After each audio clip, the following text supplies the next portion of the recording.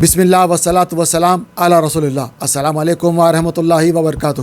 آپ سب سے خاص گزارش ہے ہمارے چینل کو سبسکرائب کریں، پورا آخر تک دیکھیں، دوسروں سے شیئر کریں.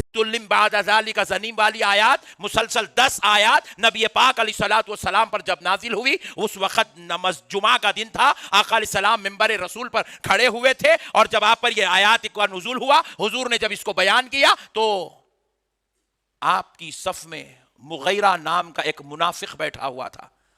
اٹھا اور تلوار کھینچ دیا. صحابہ کرام سمجھنے لگے کہ شاید حضور کی طرف آگے بڑھے گا. صحابہ بھی اٹھے اور تلوار کھینچ دیے اس سے مقابلہ کرنے کے لیے، وہ منافق سے. مگر وہ حضور کی طرف نہیں آیا، اپنے گھر کی طرف گیا. پلٹ کے باہر نکلا مسجد کے باہر نکلا تو صحابہ پیچھے پیچھے تک ہے، پھر کچھ تو یہ بدماشی کریں گا. جب دیکھے کہ انہیں کچھ نہیں کر رہا، جا رہا خاموش اپنے گھر کو، تو خاموش پھر آ گئے مسجد میں. انہیں گھر کو گیا، جا کے دروازے پہ دستک دیا. ماں دروازہ کھولتے ہی ماں کی گردن پہ تلوار رکھ دیا. پوچھنے لگا، ماں بتا میں کس کا بیٹا ہوں؟ قرآن کہہ رہا ہے نبی کی گستاخی کرنے والا حرام کا نطفہ ہے، اپنے باپ کا نہیں کسی اور کا بیٹا ہے. حلالی بیٹا کبھی نبی کا گستاخ نہیں ہو سکتا، نہیں ہو سکتا میرے بھائی. یہ اللہ کا کلام ہے، پیدا کرنے والا رب خود بیان کر رہا ہے. جیسے قرآن کی 6666 آیتیں حق ہے، خدا کی قسم یہ آیت بھی حق ہے. اللہ ہی فرما رہا ہے، اس نے گردن پہ تلوار رکھ دی. ماں سے پوچھنے لگا، ماں بتا میں کس کا بیٹا ہوں؟ ماں پوچھنے لگتی ہے، بیٹے کیا بات ہے، تو بچپنا پورا گزار دیا، یہ سوال نہیں کرا. جوانی کا تقریباً حصہ گزار دیا، یہ سوال نہیں کرا. آج یہ سوال کیوں کر رہا ہے؟ کہا ماں سارے سوال بعد میں، پہلے یہ سوال کا جواب دے، میں کس کا بیٹا ہوں، میرا باپ کون ہے؟ ماں نے جب سوال میں شدت دیکھی تو ایک جملہ کہتی ہے صاحب، حالانکہ وہ منافق کی ماں تھی، مگر آج کل کے کلمہ پڑھنے والوں کو کم از کم اس کی بھی بات سمجھ میں آ گئی تو انہیں نبی کی گستاخی سے بچ جائیں گا. ماں پوچھتی ہے، بیٹے کہیں تو محمد کی مجلس سے تو نہیں آ رہا ہے؟ اللہ اکبر. بیٹا پوچھا، ماں تجھے کیسے معلوم میں ان کی مجلس سے آ رہا ہوں؟ کیونکہ بیٹے تو جو سوال کر رہا ہے یہ غیب کی بات ہے، یہ چھپی ہوئی بات ہے، یہ پردوں میں ڈھپی ہوئی بات ہے. اور یہ سوال تو کر رہا ہے تو یہ غیب کی بات وہی بتا سکتا ہے جس کا نام محمد ہے، کیونکہ وہ محمد غیب کی خبریں جانتے ہیں. بیٹے ذرا بتا، کیا تو ان کی مجلس سے آ رہا ہے؟ کہا ہاں ماں، قسم رب ذوالجلال کی، قسم پروردگار کی، میں ان کی مجلس سے آ رہا ہوں. کیونکہ ماں ان کے رب نے ان پر کلام اتارا ہے، اور وہ کلام میں یہ کہتے ہیں نبی کی گستاخی کرنے والا اپنے باپ کا بیٹا نہیں، وہ کسی اور کا بیٹا ہے، وہ نطفہ حرام ہے. اہل حدیثوں کی جو سعودی سے قرآن چھپیا ہی نہیں، وہ اٹھا کے دیکھو کیا لکھے معلوم؟ ترجمہ اس کا، حرام زادہ ہے وہ جو نبی کی گستاخی کرتا ہے. حرام زادہ لفظ لکھے ان لوگاں. پیارے بزرگ اور دوستوں، مسئلے کو سمجھو. ماں نے پوچھا، بیٹے کیا تو ان کی مجلس؟ ہاں ماں، میں ان کی مجلس سے آ رہا ہوں، ان کے رب نے کلام اتارا ہے اور اس میں یہ کہہ رہے ہیں کہ ان کی گستاخی کرنے والا اپنے باپ کا بیٹا نہیں. تو ماں کہتی ہے، بیٹے پھر تو محمد کی بات مان لے، کیونکہ تیرے باپ میں اتنی صلاحیت نہیں تھی کہ میں اس کے ذریعے سے تجھ کو پیدا کرتی. میں تیرے باپ کو توشہ دینے کے لیے جنگل کے رستے سے گزر رہی تھی. تیرا باپ جہاں کام کرتا تھا وہاں جا رہی تھی، راستے میں ایک چرواہے نے مجھے چھیڑا، میں اس کی چھیڑ میں شکار ہو گئی اور اس سے میں نے ملاقات کی، تب جا کے تو پیدا ہوا ہے. حقیقت میں تو اپنے باپ کا بیٹا نہیں ہے. قرآن بھی گواہ ہے، قرآن کا سن کر تحقیق کرنے والا بھی گواہ ہے. تو میرے پیارے بزرگوں اور دوستو، اللہ کا واسطہ، آپ کو نہیں بول رہا ہوں، آپ لوگاں تو اپنے ہیں، ایسے ویسے باتاں کر کے اپنے حرامی ہونے کی دلیل مت بنو. بات سمجھ رہے ہیں آپ؟ تم دیوانے باتاں نہ کو کرو. ایسے ویسے باتاں کرے تو کیا ہوتا؟ تمہارا کچھ بھی نہیں ہوتا، ہم کو اوپر دیکھنا پڑتا. ایسے گناہ کئی کو کرے جی اماں، تم پوچھنا پڑتا. ہاں جی، صحیح بول رہا ہوں میں آپ کو. نبی کی گستاخی اچھے باپ کا بیٹا اپنے باپ کا بیٹا نہیں کرتا. قرآن مہر لگا دیا یہ مسئلے کے اوپر. نبی کی گستاخی کرنے والا ایک باپ کا، شریف باپ کا، اچھے خون کا، اچھے گھر کا بچہ نہیں ہو سکتا. دیکھو گھر میں سرٹیفکیٹ نہیں ہوگا نظامیہ کا، نو پرابلم، ہر ایک کے پاس ہونا ضروری بھی نہیں ہے. سب بن گئے تو پھر میری تقریر کون سنتے؟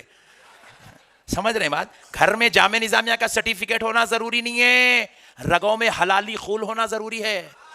اچھا کرا وسیم رضوی جتیندر بن گیا، سو ہو پاک ہو گیا.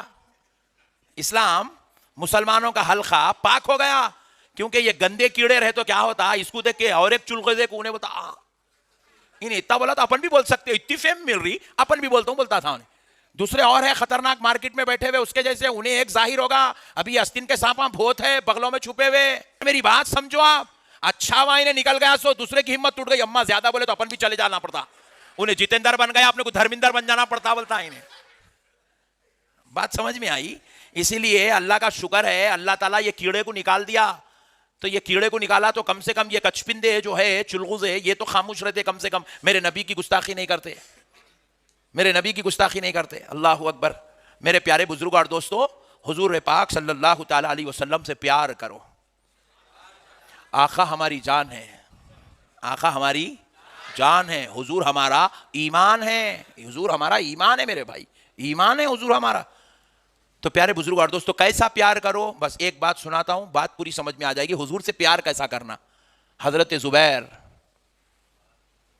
عشرہ مبشرہ میں سے, حضرت زبیر بن عوام عشرہ مبشرہ میں سے. عشرہ مبشرہ تو آپ جانتے ہیں یہ وہ 10 مقدس اور بابرکت ہستیاں ہیں جن کو رسول اللہ نے ایک ہی مجلس میں دنیا میں جنت کی بشارت عطا فرما دی, جن کو جنت کی بشارت دے دی گئی. اس ذات اقدس کا نام حضرت زبیر. وہ حضرت زبیر ایک مرتبہ میدان جنگ میں رسول اللہ صلی اللہ علیہ وسلم دیگر صحابہ اکرام کے ساتھ میدان جنگ میں کفار و مشرکین کا مقابلہ کر رہے ہیں.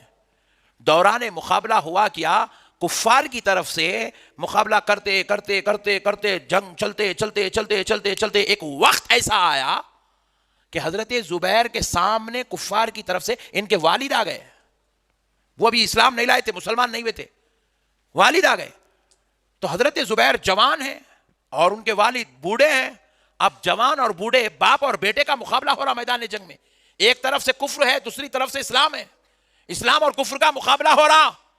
حضرت زبیر کے سامنے جیسے ہی ان کے والد آئے میدان جنگ میں آوازیں بلند ہونے لگی کہ دیکھتے ہیں باپ اور بیٹے میں کیا ہوگا, باپ اور بیٹے کا مقابلہ کیسے ہوگا. یہ آوازیں بلند ہوئی, ادھر سے کفار کے گھوڑے رک گئے, ادھر سے مسلمانوں کے گھوڑے رک گئے, یہاں تک کہ صحابہ جلیل القدر اپنے گھوڑے روک دیے. آمینہ کے لال کا گھوڑا رک گیا. حضور اب حضرت زبیر کو دیکھ رہے ہیں, حضرت ابو بکر حضرت زبیر کو دیکھ رہے ہیں, حضرت عمر حضرت زبیر کو دیکھ رہے ہیں, ادھر سے کفار ان کے باپ کو دیکھ رہے ہیں. کیا ہوگا؟ 2 تلواریں چل رہی ہیں, ادھر سے حضرت زبیر وار کر رہے ہیں, ادھر سے باپ وار کر رہا ہے, حتیٰ کہ جوان بیٹا اپنے بوڑھے باپ پر غالب آیا. حضرت زبیر کے باپ کی تلوار ٹوٹ گئی, نیچے گر گئی. حضرت زبیر کو موقع ملا, آپ نے تلوار اٹھائی, اتنی زور سے اپنے باپ پہ تلوار چلائی کہ سر کے بیچ میں مارے تو یہ تلوار یہ جسم ایسے چیرتے ہوئے سینے تک اتری. آدھا جسم ادھر گر گیا, آدھا جسم ادھر گر گیا. رسول اللہ گھوڑا دوڑا کے آئے, حضرت زبیر کو پکڑے, کھینچ کے اپنے گھوڑے پہ لیے, اپنے سینے سے لگائے, گھوڑا دوڑا کے ادھر لے گئے. نبی پاک نے جب حضرت زبیر کی طبیعت سنبھلی تو آقا نے فرمایا, زبیر وہ تمہارا باپ تھا, چاہتے تو تم کسی اور سے ان کا مقابلہ کروا دیتے, خود ہٹ جاتے. ضروری کیا تھا کہ تم اس کا مقابلہ کرتے؟ خدا کی قسم مسلمانوں, نوجوانوں, حضرت زبیر کا جملہ سنو. حضرت زبیر نے کہا, یا رسول اللہ, اللہ کی عزت و جلال کی قسم, مجھے جب آپ نے کہا وہ تمہارا باپ تھا تب مجھے خیال آیا ہاں وہ میرا باپ تھا, تب مجھے یاد آیا وہ میرا باپ تھا, ورنہ اس وقت تک میں اسے باپ کی صورت میں نہیں, مصطفیٰ کے دشمن کی صورت میں دیکھ رہا تھا. ایسی محبت کرے نبی سے تب جا کے اسلام یہاں تک آیا. صحابہ کی جان نثاریوں کا ہم خدا کی قسم خون سے بھی اگر ان کی جان نثاریاں لکھنا چاہے تو تحریر نہیں کر سکتے. ایسی عظیم قربانیاں دی ہے صحابہ اکرام نے عشق مصطفیٰ میں, محبت مصطفیٰ میں, ادب مصطفیٰ میں. آسمان پر ان کی تاریخ لکھی جا سکتی ہے, ایسی تاریخ کھڑا کی صحابہ اکرام نے نبی کی محبت میں. میرے پیارے بزرگوں اور دوستوں, کیا بچوں کا کھیل ہے اپنے باپ پر تلوار چلانا؟ کیا بچوں کا کھیل ہے اپنی بیوی پر, اپنی عزیز بیوی, اپنی محبوب ترین بیوی جس سے 2 بچے ہو, اس کے سینے پر 70 وار کرنا کیا بچوں کا کھیل ہے؟ پھر وہ جو پوری دنیا کو انسانیت کا درس دینے آئے ہیں, پھر وہ جو پوری انسانیت کو خدا کی طرف بلانے آئے ہیں, وہ جو امن کا پیغام بن کر آئے ہیں, انہوں نے, ایسی مقدس ہستیوں نے, ایسی پاک نفوس نے اپنے باپ کا, اپنی بیوی کہ ساری کائنات کی محبتیں ایک طرف، آمنہ کے لال کی محبت ایک طرف.